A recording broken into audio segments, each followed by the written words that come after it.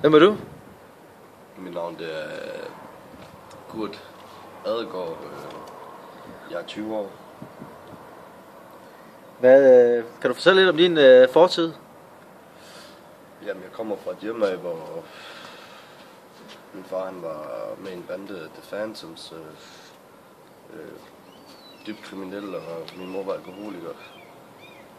Så der skete ting og sager, fest, stoffer og forhold. Hvad gjorde det ved dig? Jeg ved ikke, hvad det gjorde ved mig, men det gjorde i hvert fald, at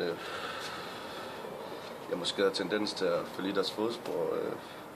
Og det hang ud i, at da min far han blev anholdt, da jeg var 10, der blev jeg nødt til at slække coke på gaden, for at mig og mine forældre, eller mig og min mor for den sags skyld, vi kunne leve det liv, vi plejede med penge.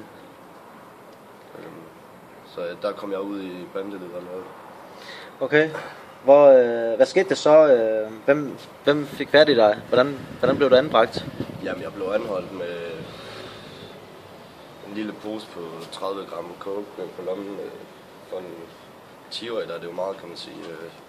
Så jeg blev taget i politiets varetægt, fik en dom på, at jeg skulle på børnehjem i Sønderholm børnehjem, et sted for unge med lidt mere forskruet end andre, kan man sige. Hvordan er det der på det børnehjem der? Og hvordan synes du, der er noget, der kunne gøres meget bedre? Jamen, en normal hverdag, det er, at jeg skal op klokken 7 om morgenen. Og jeg har det sådan, der er fucking ikke nogen, der bestemmer, når jeg skal op. Men vi skal op klokken 7 i bad. Hvis vi ikke kom op der, så blev det indberettet, og så var der ingen morgenmad. Udover det, så fik vi kun mad 3 gange om dagen. Og jeg er fucking sulten hele tiden, så jeg fandt hurtigt ud af, at når pædagogerne var til møde, kunne man smutte ned forbi køleskabet og fylde lommerne med nogle godter. Kan du fortælle lidt om din hverdag? Hvordan så den ud på institutionen? Jamen, jeg stod som sagt op klokken 7, skulle i bad, smutte ud og røg min morgensmøg. Ikke engang det kunne de hjælpe mig med, så man måtte spørge tilfældige fremmede for en kiosk for at få dem. De vidste, jeg blev fucked op i hovedet, hvis jeg ikke fik dem. Efter det, så skulle jeg til noget psykolog, og så prøvede de at se, om de kunne få mig i skole. Hvis det gik, så gik det. Ellers så passede jeg mig selv. Hvordan har du det i dag, og har du et misbrug i dag? Det eneste misbrug, jeg har i den dag i dag, det er, at jeg er fucking high på life, og jeg giver ikke en fuck til system. Tak skal du have, Kurt. Selv tak.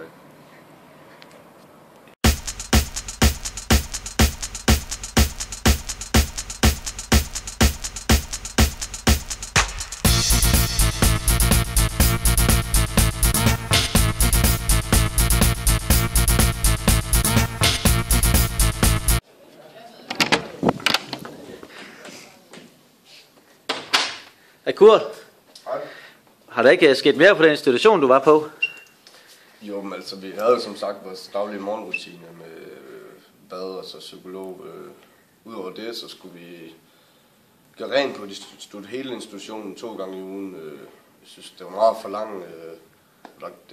Det skete tit, at der kom, hvad kan man kalde det, kaos ud af det, fordi folk de gad ikke rigtig det pisse der, men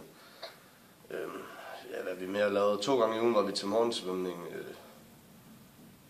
Jeg kunne sgu ikke svømme, så vi lag der lignede dødvåde hunde i vandet. Men det gav alligevel lidt fællesskab i institutionen, så det synes jeg var positivt. Så havde vi maddage, hvor vi blev delt op i grupper. En gang i ugen var det min gruppe, der skulle lave mad. Vi var fire knejder, gode homies, som begav sig løs i køkkenet og skulle lave mad til de andre. Udover det kunne vi egentlig ikke lave så meget i løbet af dagen, enten at se, om vi kunne finde på et eller andet spas selv, fordi internet, det havde de ikke derhen. Det mente de ikke, at vi skulle have. Vi skulle lære at være sammen med andre mennesker, og jeg synes sgu selv personligt, det er rart nogle gange at kunne give den los i et game Counter-Strike eller noget. De vil gerne have, at I skulle udvikle jer socialt. Ja, lige præcis. Ja. Men når man er blandt så mange unge, og så mange, der måske har tendens til vold og ballade, så ender det ofte med, at man falder i end det positive. Altså uden tvivl, man fandt hurtigt nogen, man kunne gå med, men man har også brug for sådan noget privattid. Det synes jeg ikke, man kunne få der. De kunne godt have sat en Playstation op eller noget. Men det lyder meget negativt omkring den institution her. Ja, har det ikke hjulpet dig til den person, du er i dag? Det har hjulpet mig til, at jeg har valgt at gå med i det fans.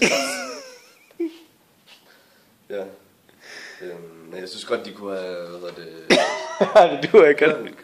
Pausen, og så klipper vi ind igen.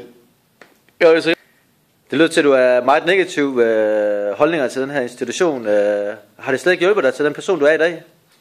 Altså, negativt kan man godt bruge ordet. Jeg synes meget den moderne medieverden, eller hvad man kan kalde den, for dem burde jeg gå mere op i. Vi måtte kun se tv en time om dagen, og det var lige efter vi havde spist. Hvem fuck gider sidde og glemme nyheder, eller Disney Show om fredagen for den sags skyld. Vi havde den lille tv-pakke. Så på den måde kunne de godt have udfoldet sig mere og givet os et eller andet, kan man sige. Noget beroligende, hvad havde de regnet med, at vi ville gå ned i deres fucking lille klamme bibliotek og låne en bog, men ingen tvivl om, det har hjulpet mig til den, jeg er i dag med at have mange gode kontakter og har valgt at join The Phantoms. Vi er sgu glad for at høre, Kurt. Tak for det. Selv tak, Kurt. Tak for kaffe. Selv tak.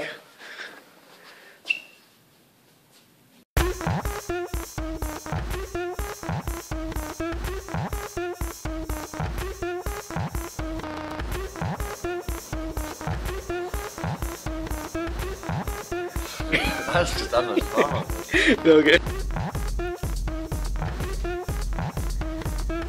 Men Kurt, der må der have været mere.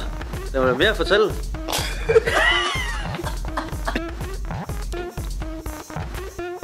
Men Kurt, der må der have været mere, du vil fortælle.